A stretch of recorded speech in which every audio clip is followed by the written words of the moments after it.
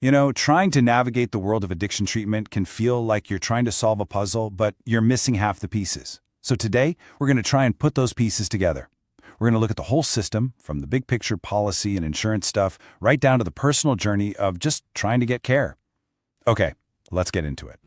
It really all starts with one single monumental decision. You've decided to get help. But what actually happens in the moments, the days, and the weeks that follow?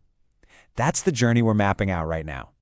And making that decision, that is an incredible act of courage. It's a true decision to change. But as we're about to see, it's also the first step onto a path that is way more complicated than it ever should be. So for most people, the very first barrier they hit is financial.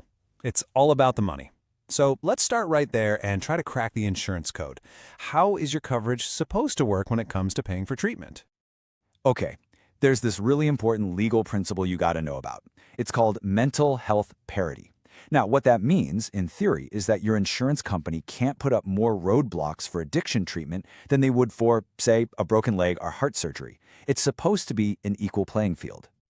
So on paper, the process looks pretty simple. You check your coverage, you get the insurance company to approve it, that's the authorization, and then you start treatment at a facility that's in your network. Easy, right? Well, this is where that promise just collides with a really harsh reality. Instead of that nice, smooth pathway, what a lot of people find is just a brick wall. They run into constant denials, frustratingly long delays waiting for approval, and a shocking lack of treatment centers that are actually covered by their plan. So let's break this down. What are the specific obstacles that can turn that brave decision to get help into this desperate, difficult struggle? For something like Outpatient Detox, the hurdles pop up immediately. You might look and find there are 0 in-network facilities anywhere near you. Then you've got to deal with this confusing prior authorization paperwork that can take weeks.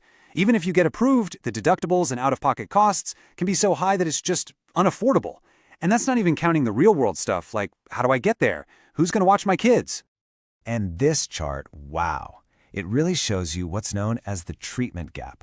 That big bar on the left, that's all the people looking for help. And that tiny bar on the right, that's the number of available spots. It's just a stark, simple picture of a crisis. But okay, let's say you do it, you fight through all those barriers, you find a facility. A whole new critical challenge pops up. How do you know if it's safe? Is it even effective? And that brings us to our next section, finding quality care. Your first line of defense should be state licensing and regulation. This is basically the government's job, to set the absolute minimum standards for safety and care. But, and this is a big but, you have to remember that these standards can be wildly different from one state to the next. So what should you be looking for? Well, a quality facility will be totally open about its licensing and any other accreditations. They'll use therapies that are actually backed by science. They'll create a plan specifically for you. They'll have qualified staff, and they'll be upfront about the costs and their outcomes. This is really your checklist for finding a safe, ethical place. All right, now let's zoom out. An individual's journey doesn't happen in a vacuum, right? It's shaped by a much larger force, society itself.